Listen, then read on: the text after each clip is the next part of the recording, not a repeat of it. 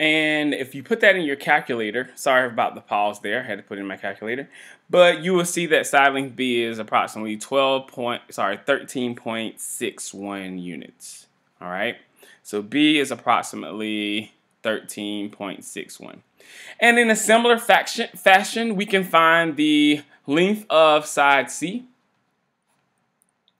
by doing the law of sines again. And so here, one of the things that I'm going to stick to doing is I'm going to stick to the exact values that I know. Notice I know this exact value and that exact value. So when I do my ratio for my side length C, which is what I want to find, sine of 78 degrees divided by C, which is over here, I'm not going to use the information about B because B already uses an approximation. I'm going to use the exact value, so I'm going to use side length A and angle A. So I'll have the sine of 48 degrees divided by 12.5. And in a similar fashion as what we did before, I cross multiply. That means I multiply the left hand side by 12.5, and I cross multiply, meaning the right hand side gets multiplied by C. It's the same thing as multiplying both sides by 12.5C. I divide both sides by sine of 48 degrees. And the exact value of side length C is given by that expression there. But I'll put that in my calculator. 12.5 sine of 78 degrees divided by sine of 48 degrees. And we will see that side length C is approximately 16.45 units. Approximately. And so that is using our law of sines in order to help us solve these right triangles, oblique triangles. Let's look at another example. It says solve a triangle with the following characteristics.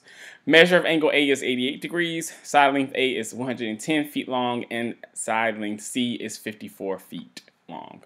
And so here in this case, my triangle is not going to be drawn to scale because I don't know if it's oblique or whatnot. Sorry, I know it's oblique. I don't know if it's an acute or an oblique triangle with an obtuse angle, acute or obtuse triangle. And so I'm just going to draw a generic triangle and label it.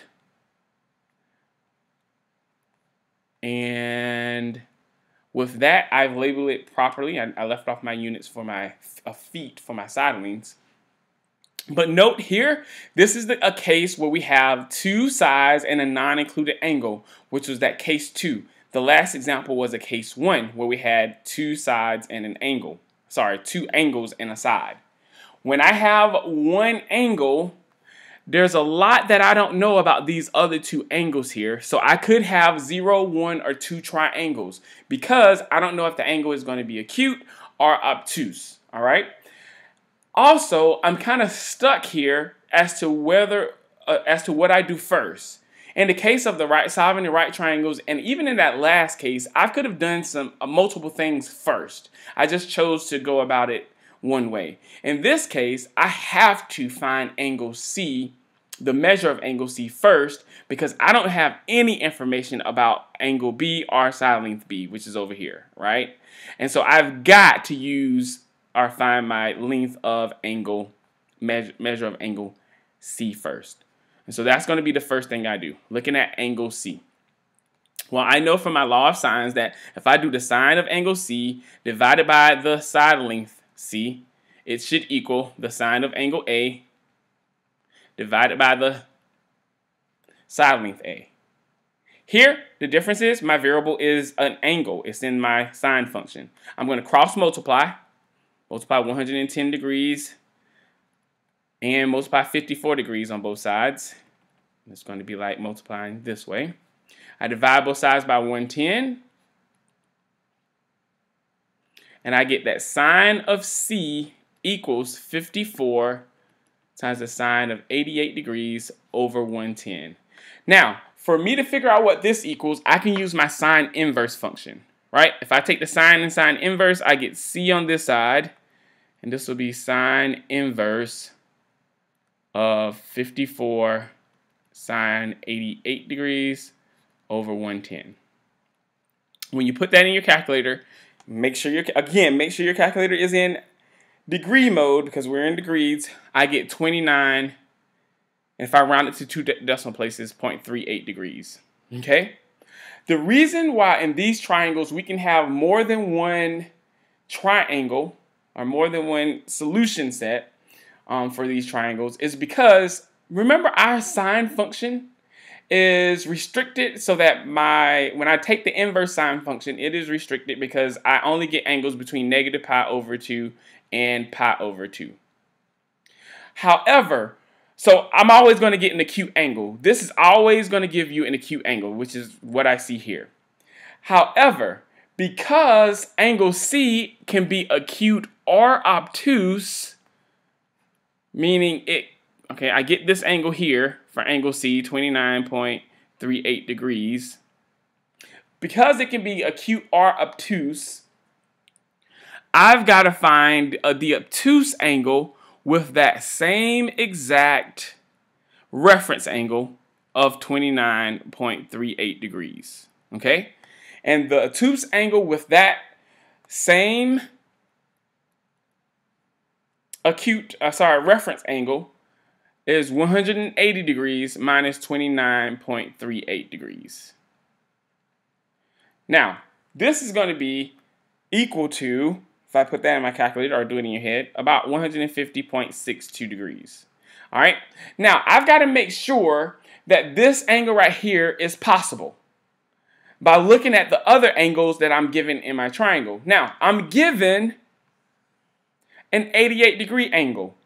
If I have that this angle right here is 88 degrees, and if I add that to 150 degrees, that's going to be bigger than 180 degrees. And I know that the sum of all of my angles in my triangle can only be equal to 180 degrees. So although I went through that process of finding the obtuse angle, I already know for a fact that this triangle is not going to be an obtuse angle because if it is, it will be a 150-degree angle here, which will be too much with this 88-degree angle here. So in this case, I'm only going to have one triangle, and my triangle is going to be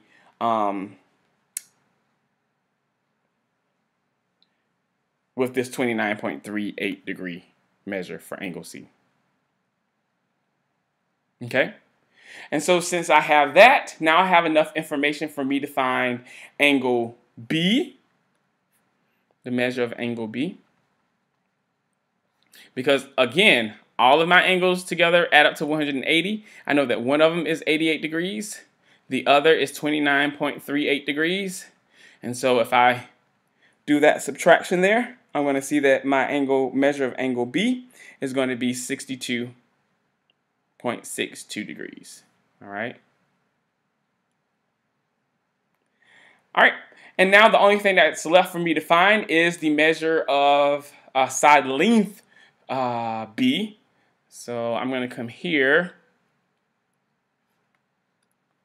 All right, side length B, I'm going to use my law of sines again. I'm going to use the sine of 88 degrees because that's exact over 110. And that should equal, I have to use an approximation here. That 62.62 is an approximation for the measure of angle B. All right, and then that's going to be divided by B because they're opposite the triangle. They're opposite the triangle as well. So I'm going to cross multiply. I'll get B sine of 88 degrees equals 110 sine of 62.62 degrees. Divide both sides by the sine of 88 degrees.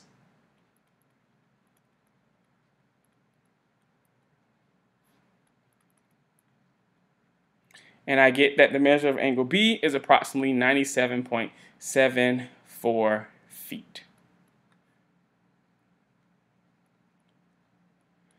And now that I have all of that information, I've solved the oblique triangle. Okay? And so we're going to look at some more examples. Just be sure that if I give you bits of information about a triangle, you can use some right triangle trigonometry to help you find the missing pieces in the right triangle, or the law of sines in order to help you find the missing pieces in oblique triangles. And then we'll talk about the law of cosines, and then we're going to talk about finding area of triangles next time.